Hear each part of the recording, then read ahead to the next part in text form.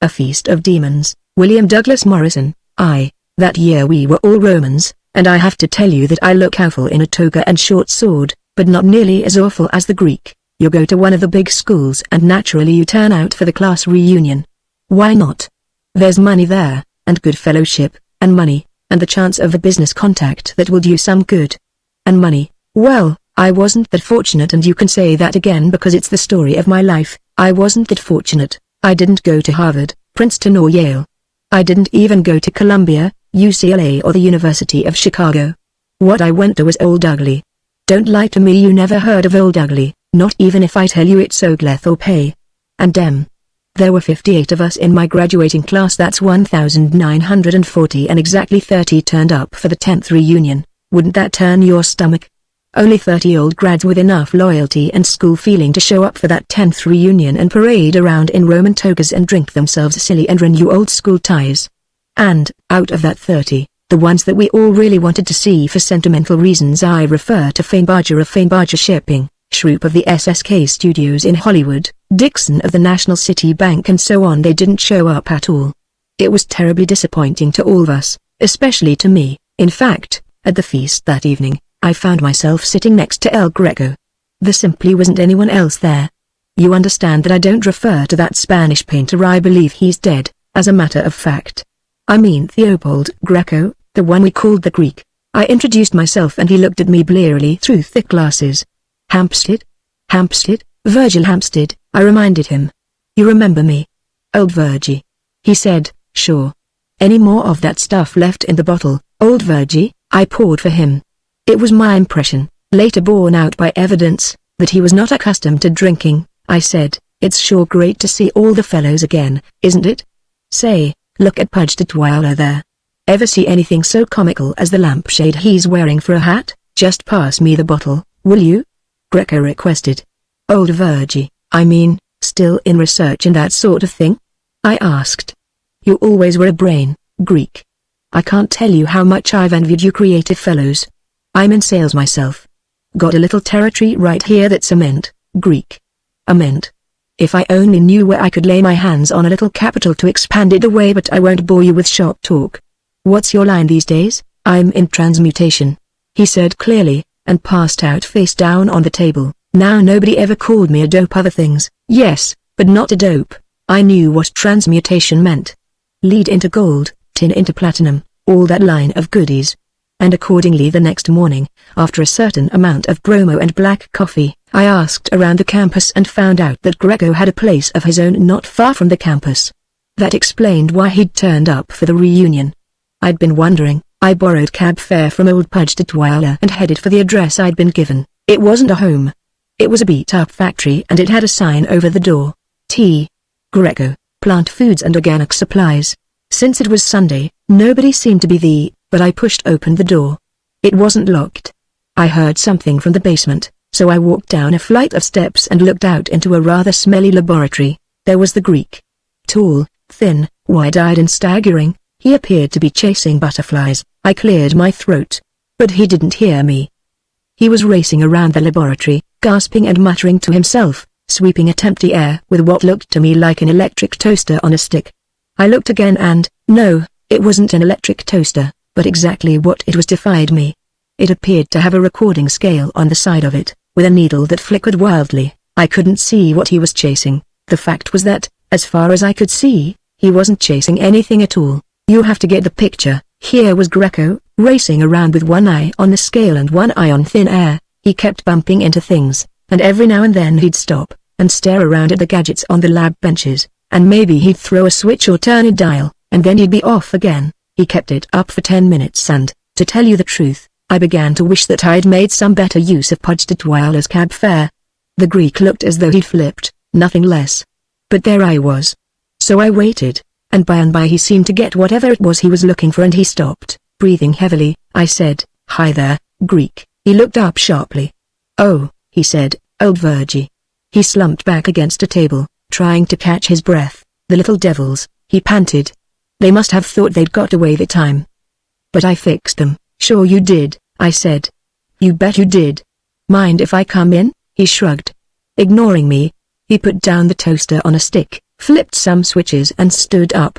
A whining sound dwindled and disappeared, some flickering lights went out. Others remained on, but he seemed to feel that, whatever it was he was doing, it didn't require his attention now. In his own good time, he came over and we shook hands. I said appreciatively, "Nice looking laboratory you have here, Greek. I don't know what the stuff is for, but it looks very efficient," he grunted. "It is. Both. Expensive and efficient," I laughed. "Say," I said, "you were pretty loaded last night. Know what you told me you were doing here?" He looked up quickly. "What? You said you were in transmutation." I laughed harder than ever. He stared at me thoughtfully, and for a second I thought, well, I don't know what I thought, but I was worried. He had a lot of funny-looking things there, and his hand was stretching out toward one of them, but then he said, "Old Virgie." "That's me," I said eagerly. "I owe you an apology," he went on. "You do?" He nodded. "I'd forgotten," he confessed, ashamed. "I didn't remember until just this minute that you were the one I talked to in my senior year. My only confidant. And you've kept my secret all this time." I coughed. "It was nothing," I said largely. "Don't give it a thought," he nodded in appreciation. "That's just like you," he reminisced. 10 years, eh? And you haven't breathed a word, have you?" "Not a word," I assured him. And it was no more than the truth. I hadn't said a word to anybody. I hadn't even said a word to myself. The fact of the matter was, I had completely forgotten what he was talking about. Kept his secret? I didn't even remember his secret. And it was driving me nuts. "I was sure of you," he said, suddenly thawing. "I knew I could trust you. I must have, otherwise I certainly wouldn't have told you, would I?" I smiled modestly. But inside I was fiercely cudgeling my brain. He said suddenly, "All right, Virgie. You're entitled to something for having kept faith. I tell you what I'll do, I'll let you in on what I'm doing here." All at once, the little muscles at the back of my neck began to tense up. He would do what?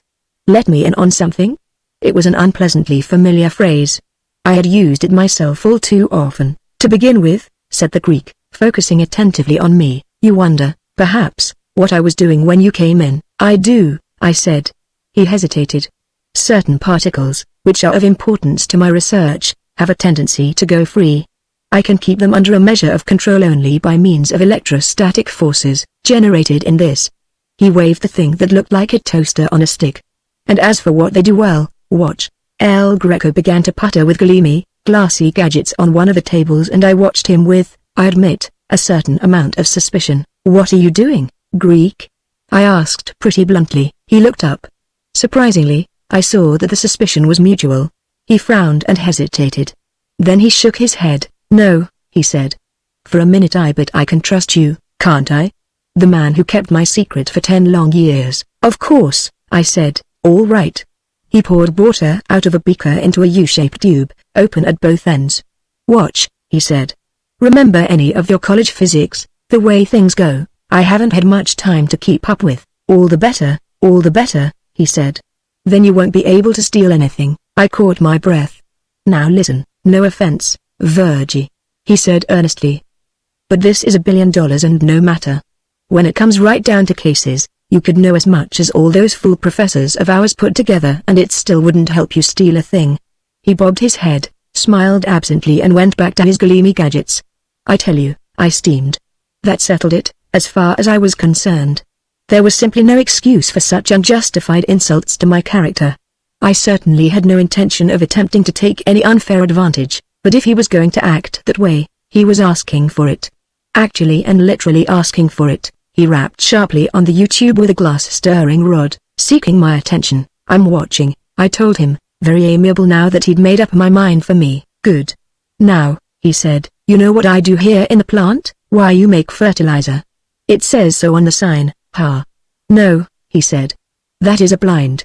What I do is, I separate optical isomers." "That's very nice," I said warmly. "I'm glad to hear it, Greek." "Shut up," he retorted unexpectedly. "You don't have the foggiest notion of what an optical isomer is and you know it. But try and think. This isn't physics, it's organic chemistry. There are compounds that exist in two forms apparently identical in all respects, except that one is the mirror image of the other. Like right hand and left hand gloves, one is the other, turned backwards. You understand so far?" "Of course," I said. He looked at me thoughtfully, then shrugged. "No matter. They're called D and L isomers, D for dextro, L for levo, right and left, you see. And although they're identical except for being mirror reversed, it so happens that sometimes one isomer is worth much more than the other. I see that, I said. I thought you would. Well, they can be separated, but it's expensive. Not my way, though. My way is quick and simple. I use demons. Oh, now, Greek. Really, he said in a weary tone, don't talk, Virgie. Just listen. It won't tire you so much. But bear in mind that this is simply the most trifling application of my discovery. I could use it for separating U-235 from U-238 just as easily. In fact, He stopped in mid-sentence, cocked his head, looked at me and backtracked. Never mind that. But you know what a Maxwell demon is? No, good for you, Virgie. Good for you. He applauded. I knew I'd get the truth out of you if I waited long enough. Another ambiguous remark, I thought to myself. But you surely know the second law of thermodynamics, surely. I thought you'd say that, he said gravely. So then you know that if you put an ice cube in a glass of warm water, for instance, the ice melts, the water cools, and you get a glass with no ice but with all the water lowered in temperature. Right? And it's a one-way process. That is, you can't start with a glass of cool water and, hocus pocus, get it to separate into warm water and ice cube, right? Naturally, I said, for heaven's sake. I mean that's silly, very silly, he agreed. You know it yourself, eh? So watch, he didn't say hocus pocus. But he did adjust something on one of his gadgets. There was a faint whine and a gurgling, spluttering sound, like fat sparks climbing between spreading electrodes in a Frankenstein movie. The water began to steam faintly, but only at one end. That end was steam, the other was ice. A thin skin formed rapidly, grew thicker, the other open end of the U-tube began to bubble violently. Ice at one end, steam at the other, silly, but I was seeing it. I must say, however, that at the time I didn't really know that was all I saw. The reason for this is that Pudge Tutwiler came groaning down the steps to the laboratory just then. Ah, Greek, he wheezed. Ah, Virgie. I wanted to talk to you before I left. He came into the room and, panting, eased himself into a chair, a tired hippopotamus with a hangover. What did you want to talk to me about? Greco demanded, too. Well, there were business reverses. Due to the reverses, I was forced to miss the next few reunions. But I had a lot of time to think and study, in between times at the farm and the shop where we stamped out license plates for the state. When I got out, I began looking for El Greco. I spent 6 months at it, and I didn't have any luck at all. El Greco had moved his laboratory and left no forwarding address, but I wanted to find him. I wanted it so badly, I could taste it, because I had begun to have some idea of what he was talking about, and so I kept on looking. I never did find him, though. He found me. He came walking in on me in a shabby little hotel room, and I hardly recognized him. He looked so prosperous and healthy. You're looking just great, Greek, I said enthusiastically, seeing it was true. The years hadn't added a pound or a wrinkle, just the reverse. In fact, you're not looking so bad yourself, he said, and gazed at me sharply. Especially for a man not long out of prison. Oh. I cleared my throat. You know about that. I heard that Pudge Tutwiler prosecuted. I see. I got up and began uncluttering a chair. Well, I said, it's certainly good to. How did you find me, detectives? Money buys a lot of help. I've got a lot of money. Oh. I cleared my throat again. Greco looked at me, nodding thoughtfully to himself. There was one good thing. Maybe he knew about my trouble with Pudge, but he also had gone out of his way to find me. So he wanted something out of me, he said suddenly. Virgie, you were a damned fool. I was, I admitted honestly. Worse than you know. But I am no longer. Greek, old boy, all this stuff you told me about those demons got me interested. I had plenty of time for reading in prison. You won't find me as ignorant as I was the last time we talked, he laughed sourly. That's a hot one. 4 years of college leave you as ignorant as the day you went in, but a couple years of jail make you an educated man, also a reformed one, he said mildly, not too reformed, I hope. Crime doesn't pay except when it's within the law. That's the chief thing I learned. Even then it doesn't pay, he said moodily. Except in money, of course. But what's the use of money? There wasn't anything to say to that. I said, probing delicately, I figured you were loaded. If you can use your demons to separate U-235 from U-238, you can use them for separating gold from seawater. You can use them for damn near anything. Damn near, he concurred. Virgie, you may be of some help to me. Obviously you've been reading up on Maxwell. Obviously, it was the simple truth. I had got a lot of use out of the prison library, even to the point of learning all there was to learn about Clerk Maxwell, one of the greatest of physicists, and his little demons. I had rehearsed it thoroughly for El Greco. Suppose, I said, that you had a little compartment inside a pipe of flowing gas or liquid. That's what Maxwell said. Suppose the compartment had a little door that allowed molecules to enter or leave. You station a demon, that's what Maxie called them himself, at the door. The demon sees a hot molecule coming. He opens the door. He sees a cold one. He closes it. By and by, just like that, all the hot molecules are on one side of the door, all the cold ones, the slow ones, that is on the other. Steam on one side, ice on the other, that's what it comes down to. That was what you saw with your own eyes, Theobald Greco reminded me. I admit it, I said. And I admit I didn't understand. But I do now. I understood plenty. Separate isotopes, separate elements, for that matter. Let your demon open the door to platinum, close it to lead. He could make you rich in no time. He had, in fact, done just that for Greco. Greco said, "Here. First installment." He pulled something out of his pocket and handed it to me. It was metallic, about the size of a penny slot machine bar of chocolate, if you remember back that far. It gleamed and it glittered. And it was ruddy yellow in color. "What's that?" I asked. "Gold," he said. "Keep it, Virgie. It came out of seawater, like you said. Call it the down payment on your salary." I hefted it. "I bet it." I said. "By the way, speaking of salary, whatever you like," he said wearily. $1 million a year? Why not, why not?" I echoed, a little dazed, and then I just sat there listening, while he talked. What else was there to do? I won't even say that I was listening, at least not with the very fullest of attention, because the thought of $1 million a year kept coming between me and his words. But I got the picture. The possibilities were endless. And how well I knew it. Gold from the sea, sure. But energy, free energy, it was there for the taking. From the molecules of the air, for instance. Refrigerators could be cooled, boilers could get up steam, homes could be heated, forges could be fired, and all without fuel. Planes could fly through the air without a drop of gasoline in their tanks. Anything, $1 million a year, and it was only the beginning, I came to. What? He was looking at me. He repeated patiently, "The police are looking for me." I stared. "You? Did you hear about Grand Rapids?" I thought. "Oh wait. A fire. A big one. And that was you, not me. My demons. Maxwell demons, or Greco demons, they should be called. He talked about them, I use them. When they're not using me. This time, they burned down half the city, I remember now," I said. "The papers had been full of it. They got loose," he said grimly. "But that's not the worst. You'll have to earn your $1 million a year, Virgie." "What do you mean, they got loose?" he shrugged. "Controls aren't perfect.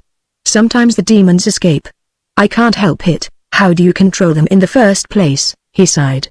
"It isn't really what you would call controls," he said. "It's just the best I can do to keep them from spreading." "But you said sometimes you separate metals, sometimes you get energy. How do the demons know which you want them to do? If you say you can't control them, how do you make an apple tree understand whether you want it to grow Baldwins or Macintoshes?" I gawked at him. "Why, but you don't, Greek. I mean, it's either one or the other, just so with demons. You're not so stupid after all, are you? It's like improving the breed of dogs. You take a common ancestral mutt, and generations later you can develop an Airedale, a Dachshund, or a Spitz. How? By selection. My demon entities grow, they split, the new entities adapt themselves to new conditions. There's a process of evolution. I help it along, that's all." He took the little slab of gold from me, brooding. Abruptly he hurled it at the wall. "Gold!" he cried wildly. "But who wants it? I need help, Virgie. If gold will buy it from you, I'll pay. But I'm desperate." "You'd be desperate too, with nothing ahead but a sordid, demeaning death from young age and day," I interrupted him. "What's that?" It was a nearby raucous hooting, loud and mournful. Greco stopped in mid-sentence, listening like a hunted creature. "My room," he whispered. "All my equipment on the floor above." I stepped back, a little worried. He was a strange man, skinny and tall and wild-eyed. I was glad he was so thin. If he'd been built solidly in proportion to his height, just then he would have worried me, with those staring, frightened eyes and that crazy way of talking. But I didn't have time to worry, in any case.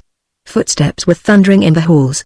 Distant voices shouted to each other, the hoot came again, the fire whistle. Greg obeyed. The hotel's on fire. He leapt out of my room into the corridor. I followed. There was a smell of burning, not autumn leaves or paper. It was a chemical burning smell, a leather burning smell, a halyard on fire smell. It reeked of an assortment of things, gunpowder and charred feathers, the choking soot of burning oil, the crisp tang of a wood fire. It was, I thought for a second, perhaps the typical smell of a hotel on fire, but in that I was wrong. Demons! Yelled Greco, and a bellhop, hurrying by, paused to look at us queerly. Greco sped for the stairs and up them. I followed. It was Greco's room that was ablaze. He made that clear, trying to get into it. But he couldn't. Black smoke billowed out of it, and orange flame. The night manager's water bucket was going to make no headway against that. I retreated. But Greco plunged ahead, his face white and scary. I stopped at the head of the stairs. The flames drove Greco off, but he tried again. They drove him off again, and this time for good. He stumbled toward me. Out. It's hopeless. He turned, stared blindly at the hotel employees with their chain of buckets. You. What do you think you're doing? That's. He stopped, wetting his lips. That's a gasoline fire, he lied, and there's dynamite in my luggage. Clear the hotel, you hear me? It was, as I say, a lie. But it got the hotel cleared out, and then, it might as well have been gasoline and dynamite. There was a purplish flash and a muttering boom, and the whole roof of the 4-story building lifted off. I caught his arm. Let's get out of here, I said. He looked at me blindly. I'd swear he didn't know me. His eyes were tortured. Too late. He croaked. Too late. They're free again. 3. So I went to work for Theobald Greco in his laboratory in Southern California, where we replaced some of the things that had been destroyed. And one morning I woke up and found my hair was white. I cried. Greek. Minnie came running in. I don't believe I told you about Minnie. She was Greco's idea of the perfect laboratory assistant, stupid, old, worthless to the world and without visible kin. She came in instead and set up a cackling that would wake the dead. Mr. Hampstead. She chortled. My, but ain't you a sight? Where's Greco? I demanded, and pushed her out of my way. In pajamas and bathrobe, I stalked down the stairs and into the room that had once been a kitchen and now was Greco's laboratory. Look! I yelled. What about this? He turned to look at me. After a long moment, he shook his head. I was afraid of that, he mumbled. You were a towhead as a kid, weren't you? And now you're a towhead again, but my hair, Greek. It's turned white, not white, he corrected despondently. Yellow. It's reverted to youth overnight, the way it happens sometimes. I warned you, Virgie. I told you there were dangers. Now you know. Because, he hesitated, looked at me, then looked away, because, he said, you're getting younger. Just like me. If we don't get this thing straightened out, you're going to die of young age yourself. I stared at him. You said that before, about yourself. I thought you just tongue-twisted. But you really mean, sit down, he ordered. Virgie, I told you that you were looking younger. It wasn't just looks. It's the demons, and not just you and me, but a lot of people. First Grand Rapids. Then when the hotel burned. Plenty have been exposed to you, more than most, I guess. Ever since the day you walked into my lab and I was trying to recapture some that had got away. Well, I don't guess I recaptured them all. You mean he nodded. Some of the demons make people younger. And you've got a colony of them in you. I swallowed and sat down. You mean I'm going to get younger and younger, until finally I become a baby? And then what then, Greek? He shrugged. How do I know? Ask me in another 10 years. Look at me, Virgie. He cried, suddenly loud. How old do I look to you? 18? 20? It was the plain truth. He looked no more than that. Seeing him day by day, I wasn't conscious of change. Remembering him from when we had gone to school, I thought of him as younger anyway. But he was 40, at the very least, and he didn't look old enough to vote. He said, I've had demons inside of me for 6 years. It seems they're a bit choosy about where they'll live. They don't inhabit the whole body, just parts of it, heart, lungs, liver. Maybe bones. Maybe some of the glands, perhaps. That's why I feel so chipper physically. But not my brain, or not yet. Fortunately. But that's wrong, Greek. If your brain grew younger too, fool. If I had a young brain, I'd forget everything I learned, like unrolling a tape backwards. That's the danger, Virgie, the immediate danger that's pressing me. That's why I needed help. Because if I ever forget, that's the end. Not just for me, for everybody, because there's no one else in the world who knows how to control these things at all. Except me and you. If I can train you, they're loose? I felt my hair wonderingly. Still, it was not exactly a surprise. How many? He shrugged. I have no idea. When they let the first batch of rabbits loose in Australia, did they have any idea how many there would be a couple of dozen generations later? I whistled. Minnie popped her head in the door and giggled. I waved her away. She could use some of your demons, I remarked. Sometimes I think she has awfully young ideas, for a woman who's 60 if she's a day. Greco laughed crazily. Minnie? She's been working for me for a year. And she was 85 when I hired her. I can't believe you. Then you'll have to start practicing right now, he said. It was tough, and no fooling, but I became convinced. It wasn't the $1 million a year anymore. It was the thought of ending my days as a drooling, mewling infant or worse. To avert that, I was willing to work my brain to a shred. First it was a matter of learning about the strange particles. Ever hear of them? That's not my term, that's what the physicists call them. Positrons. The neutrino. Pions and muons, plus and minus. The lambda and the anti-lambda. K particles. Positive and negative, and antiprotons and antineutrons and sigmas, positive, negative and neutral, and, well, that's enough. But physics had come a long way since the classes I cut had old ugly, and there was a lot to catch up on. The thing was, some of the strange particles were stranger than even most physicists knew. Some in combination were in fact Greco's demons. We bought animals, mice, rabbits, guinea pigs, even dogs. We infected the young with some of our own demons. That was simple enough, frighteningly simple. All we had to do was handle them a bit. And we watched what happened. They died of young age. Some vital organ or another regressed to embryonic condition, and they died as Greco and I would die, if we didn't find the answer. As the whole world might die. Was it better than reverting past the embryo to the simple lifeless zygote? I couldn't decide. It was dying, all the same. When an embryonic heart or liver is called on to do a job for a mature organism, there is only one way out. Death. And after death the demons went on. The dog we fed on the remains of the guinea pigs followed them to extinction in a matter of weeks. Minnie was an interesting case. She was going about her work with more energy every day, and I'll be blasted if I didn't catch her casting a lingering Marilyn Monroe sort of look at me when Greco's back was turned. Shall we fire her? I asked El Greco when I told him about it. What for? She's disrupting the work. The work isn't worth a damn anyhow. He said moodily. We're not getting anywhere, Virgie. If it was only a matter of smooth, predictable rates, but look at her. She's picking up speed. She's dropped 5 years in the past couple weeks. She can stand to drop a lot more, I said, annoyed. He shrugged. It depends on where. Her nose? It's shortened to about a 15-year-old level now. Facial hair? That's mostly gone. Skin texture? Well, I suppose there's no such thing as a too immature skin, I mean short of the embryonic capsule, but wait a minute.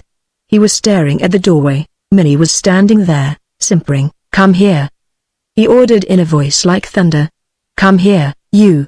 Virgie, look at her nose. I looked. Uck, I said, but more or less under my breath. No, no. Cried Greco. Virgie, don't you see her nose? Foolish, of course I did. It was long, beaked. Then I saw, it's growing longer, I whispered. Right, my boy. Right. One curve at least has reversed itself. Do you see, Virgie? I nodded. She's beginning to age again, better than that. He crowed. It's faster than normal aging, Virgie. There are aging demons loose too, a breath of hope. But hope died. Sure, he was right as far as it went. There were aging demons. We isolated them in some of our experimental animals. First we had to lure Minnie into standing still while Greco, swearing horribly, took a tissue sample. She didn't like that, but $100 bonus converted her. Solid CO2 froze the skin, snip, and a tiny flake of flesh came out of her nose at the point of Greco's scalpel. He put the sample of flesh through a few tricks and, at the end of the day, we tried it on some of our mice. They died. Well, it was gratifying. In a way they died of old age. But die they did. It took 3 days to show an effect, but when it came, it was dramatic. These were young adult mice, in the full flush of their mousehood, but when these new demons got to work on them, they suddenly developed a frowsy, decrepit appearance that made them look like Bowery bums over whom Cinderella's good fairy had waved her wand in reverse. And 2 days later they were dead. "I think we've got something," said Greco thoughtfully, "but I didn't think so, and I was right. Dead was dead. We could kill the animals by making them too young. We could kill the animals by making them too old. But keep them alive, once the demons were in them, we could not." Greco evolved a plan: mix the 2 breeds of demons. Take an animal with the young-aged demons already in it, then add a batch that worked in the other direction. For a while, it seemed to work, but only for a while. After a couple of weeks, one breed or the other would gain the upper hand. And the animals died. It was fast in mice, slow in humans. Many stayed alive. But the nose grew longer and facial hair reappeared. Simultaneously her complexion cleared. Her posture straightened. And then, for the first time, we began to read the papers. Strange plague strikes Elgin, bawled the Chicago Tribune, and went on to tell how the suburbs around Elgin, Illinois, were heavily infested with a curious new malady, the symptoms of which were youth. Oakland baby skin, toll passes 10,000. Blared the San Francisco Examiner. The New York News found thousands of cases in Brooklyn. A whole hospital in Dallas was evacuated to make room for victims of the new plague, and more. We looked at each other. "They're out in force," said Theobald Greco soberly. "And we don't have the cure, for." The world was topsy-turvy, and in the middle of it many disappeared, talking hysterically about reporting us to the authorities. I don't mind admitting that I was worried, and the experiments were not progressing. The trouble seemed to be that the 2 varieties of demons, the aging and the youthing, were not compatible. If one took up residence in a given section of an organism, the other moved out. The more numerous destroyed the weaker. There was no balance. We tested it again and again in the mice, and there was no doubt of it. So far, only the youthing demons were free.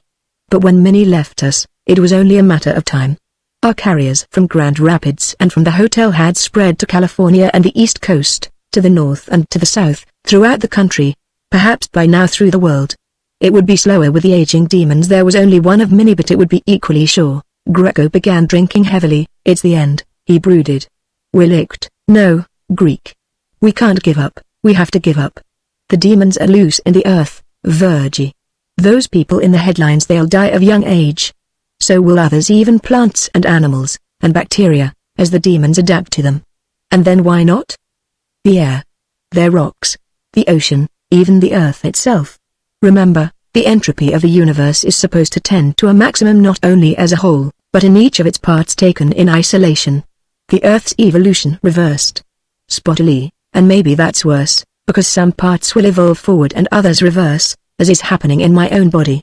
Heaven help the world, old Virgie. And not just the Earth, because what can stop them from spreading? To the moon, the other planets out of the solar system, for that matter, to the other galaxies, even. Why not? And then, Greco, an enormous tinny voice, more than human, filled the air. It came from outside. I jumped a foot. It sounded like the voice of a demon. Then I got a grip on myself and understood. It was a loudspeaker, and it came from outside. "Greco. We know you're in there. Come on out." I had a stabbing sensation of familiarity. "The police?" I cried. "Greco, it's the police." He looked at me wearily and shook his head. "No. More likely the FBI." Well, that was it. I got out. I didn't wait for permission from the Greek. I stopped at the door, and 3 searchlight beams hit me right in the eye. There were cars all around the laboratory, but I couldn't see them, not after those lights went on. I froze, stiff, wanting to make sure they understood, A, that I wasn't Greco, and, B, that I didn't have a gun. They understood, all right. But they let me out. They put me in one of the cars, with a slim gray-eyed young man in a snap-brimmed hat sitting politely and alertly beside me, and they let me watch, and what happened after that wasn't funny at all. Greco didn't come out. They shouted at him over the loudspeaker, and eventually he answered, his voice little and calm, coming out of nowhere, and all he said was, "Go away. I won't come out. I warn you, don't try to force your way in." But he knew they wouldn't listen. Of course, they didn't. They tried force, and he met it in novel ways with force of his own. The door had locked itself behind me. They got a fence post for a battering ram, and the post burst into flame. They found an L-beam from an old bed frame and tried that, and they were sorry they had done it. The thing melted in the middle, splattering them with hot drops of steel. The polite, Alert young man beside me said, not so polite anymore. What's he doing? You? What sort of fancy tricks has he got in there? Demons, I said crazily, and that was a mistake. But what else was I to do? Try to explain Maxwell's equations to a Fed? They were trying again. There were 15 or 20 of them, at least. They went for the windows, and the windows dissolved and rained cherry red wet glass on them. They tried again through the open frames when the glass was gone, and the frames burst into fire around them. The blue smoke bleached white in the yellow of the flame and the white of the searchlights. They tried singly, by stealth, and they tried in clusters of a dozen, yelling. It was hopeless for everybody, because they couldn't get in and the Greek could never get out, for go away they wouldn't. Not even when, with poof and a yellow flare, the gas tank of one of the cars exploded. All that happened was that the man in the snap-brimmed hat and I leapt out, real quick, and then all the cars went up. But the men didn't leave. And then the guns began to go off without waiting for anyone to pull the trigger, and the barrels softened and slumped and spattered to the ground.